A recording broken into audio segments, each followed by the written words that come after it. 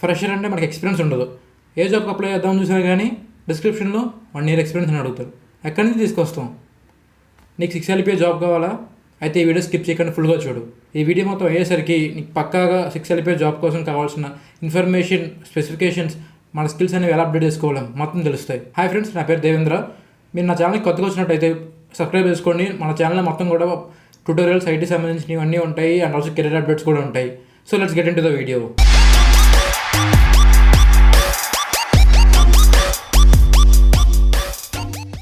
Experience లేదు, but రిక్రూటర్ని మనం ఎలా ఇంప్రెస్ చేయాలి? సో ఈ యొక్క ఇంటర్వ్యూని చూసుకుంటే కనుక మనకి మొత్తం కూడా ఎలా ఉంటుందంటే, మనం ఒక ఐఫోన్ అనుకుంటే, మనం ఐఫోన్ కొనాలంటే దాని స్పెసిఫికేషన్స్ మొత్తం చూస్తాం కదా. సో ఇంటర్వ్యూలో వాట్ యూ షో అనేది important rather than what you know. మనకు తెలిసిన దానికన్నా మనం ఎంతవరకు కమ్యూనికేట్ చేయగలుగుతున్నాం ఇంటర్వ్యూతో, అదే ఇంపార్టెంట్. ఓకే, ఇప్పుడు నేను రిక్రూటర్ని ఎలాగ ఇంప్రెస్ చేయగలను? నా దగ్గర 1 year ఎక్స్పీరియన్స్ లేదు, నేను ఫ్రెషర్ని. ప్రాజెక్ట్స్ ప్రాజెక్ట్స్ ఉన్నాయి కదా మన దగ్గర చాలా కావాల్సినవి. సో ప్రాజెక్ట్స్ ఏవైతే ఉంటాయో నువ్వు స్కిల్స్ అన్నీ అప్డేట్ చేసుకుని పక్కాగా డెప్త్ కాపీ కొట్టకుండా రెజ్యూమ్లో పెట్టినట్టే ఉండకుండా ఆ స్కిల్స్ అనేవి నీ దగ్గర ఉండాలి. ఆ ఉండి నువ్వు ప్రాజెక్ట్స్ అన్ని పక్కా చేస్తే రిక్రూటర్ పక్కాగా ఇంప్రెస్ అవుతాడు. ఫస్ట్ బ్రెయిన్కి స్ట్రెస్ తీసే, నీకు పక్కా జాబ్ వస్తుంది. నేను చెప్తున్నా, ఎందుకు జాబ్ రాదు?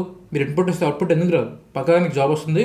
ఫ్రెషర్స్ మీరు ఎక్కువ స్ట్రెస్ అవ్వద్దు, ఎందుకంటే స్కిల్స్ అనేవి ఇంప్రూవ్ చేయండి. ఆ స్ట్రెస్ అంతా కూడా తీసుకెళ్ళి ఆ స్కిల్స్ మీద పెట్టండి. ఆ స్కిల్స్ మీద పెట్టి స్ట్రెస్ చేస్తే కనుక పక్కాగా మనకు స్కిల్స్ అనేవి ఈజీగా వస్తాయి. అండ్ ఆల్సో దాంట్లో ఎక్స్పర్ట్ అవ్వండి. డైలీ లింక్డ్ఇన్, ఇంటర్వ్యూషాలా ఇలాంటి అన్ని ప్లాట్ఫామ్స్లో అట్లీస్ట్ 10 jobs అప్లై చేయండి. దీనికి హ్యాబిట్లో చేసుకోండి. ఎలాగంటే నేను టిఫిన్ తినే ముందు 10 jobs అప్లై చేసిన తర్వాత టిఫిన్ తింటా. సో డైలీ 10 jobs అప్లై చేసుకున్నాం కానీ 10 daysకి 100 jobsలో మనకి ఒక్క రెస్పాన్స్ వచ్చినా కానీ మనకు చాలు కదా. అట్లీస్ట్ వీళ్ళు కొన ఫిట్ అంటే ఓన్లీ 1 job, ఒక్క రెస్పాన్స్ చాలు మనకి వచ్చేది. చాలామంది స్టూడెంట్స్ నేను చూశాను, కాలేజ్కి ల్యాక్స్ స్పెండ్ చేస్తారు. బట్ అతని కోర్స్ ఉందంటే, పర్సనల్ క్లాసెస్కి ఉన్నాయంటే మనీ స్పెండ్ చేయరు. బట్ నేను ఇప్పుడు చెప్పేది ఏంటంటే, స్పెండ్ ఆన్ యువర్ సెల్ఫ్. ఈ మనీ ఏదైతే ఉందో అది మీ మీద మీరు స్పెండ్ చేసుకునేది. ఇప్పుడు దాకా మన కాలేజ్ కట్టిన మనీ అంతా కూడా సర్టిఫికేట్స్ కోసమే. ఏవైతే పర్సనల్ క్లాసెస్ కోర్సెస్ ఉంటాయో, యూడెమీ, కోర్సెరా, వాటిలో మనీ కట్టండి.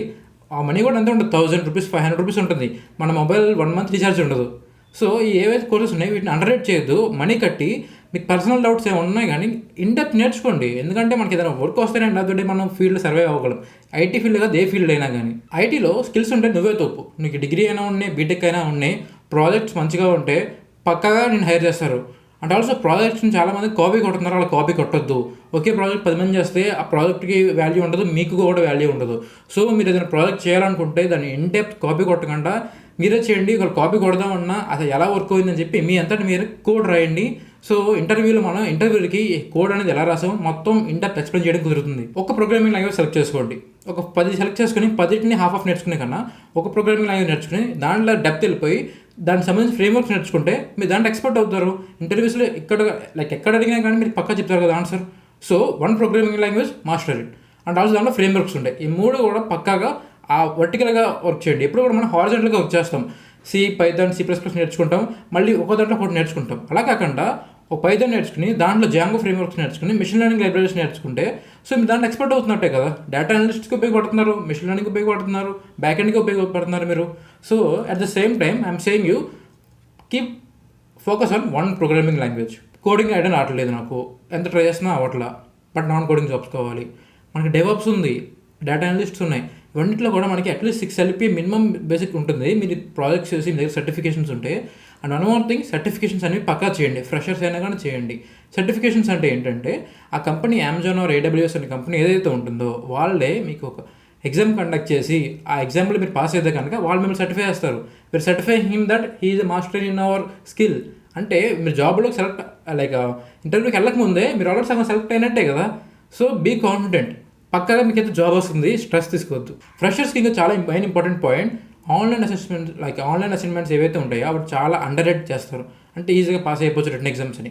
యాప్టిట్యూడ్ అనేది మినిమం మీకు ఫ్రెషర్స్కి, ఎందుకంటే మీకు ఎక్స్పీరియన్స్ లేదు, ప్రాజెక్ట్స్ ఉన్నాయి, మిమ్మల్ని ఇంకెలా చెక్ చేస్తాం. యాప్టిట్యూడ్ ఏదైతే ఉంటుందో, బేసిక్ మ్యాథ్స్ ఏదైతే ఉంటుందో పక్కాగా స్ట్రాంగ్గా ఉండండి. ముందే మనకి ఇండియా బిక్స్ అని చెప్పి ఒక వెబ్సైట్ ఉంది. ఈ వెబ్సైట్లో మొత్తం కూడా ఫ్రెషర్స్ సంబంధించిన యాప్టిట్యూడ్ క్వశ్చన్స్ ఏవైతే ఉంటాయి అవన్నీ పక్కగా. ఎంత పెద్ద కంపెనీ అయినా, మీకు ఎంత టెక్నాలజీ వచ్చినా కానీ యాప్టిట్యూడ్ రాకపోతే మీరు ఫస్ట్ లెవెల్ కూడా సెలెక్ట్ అవ్వరు.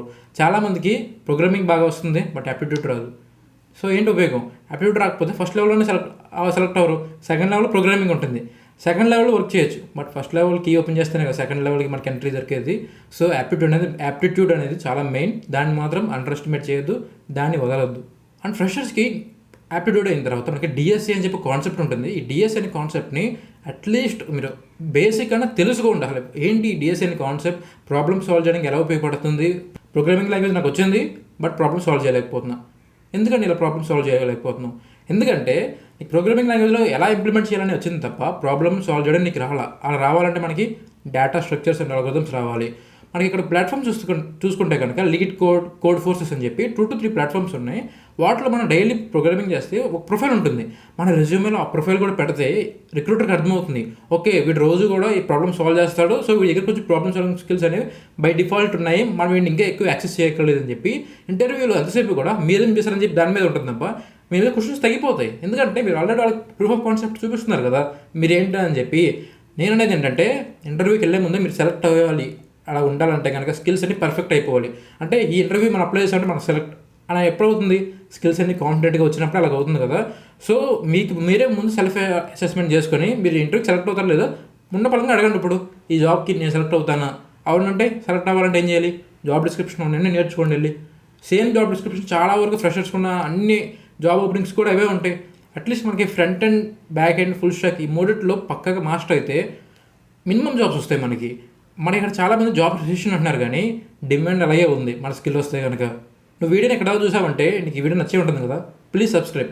ఇప్పుడు దాకా వచ్చిన వీడియోస్ ఏవైతే ఉన్నాయో అవన్నీ కూడా మనకి జాబ్ అప్డేట్స్, ఐటీ ట్యూటోరియల్స్ ఇంకా వచ్చేవి కూడా అన్నీ అలాగే ఉంటాయి. సబ్స్క్రైబ్ చేస్తే కనుక నాకు చాలా హెల్ప్ అవుతుంది, ఎక్కువ రీచ్ కూడా వస్తుంది. I hope you like this video. Thank you, all the best. 6 LPA Pakka.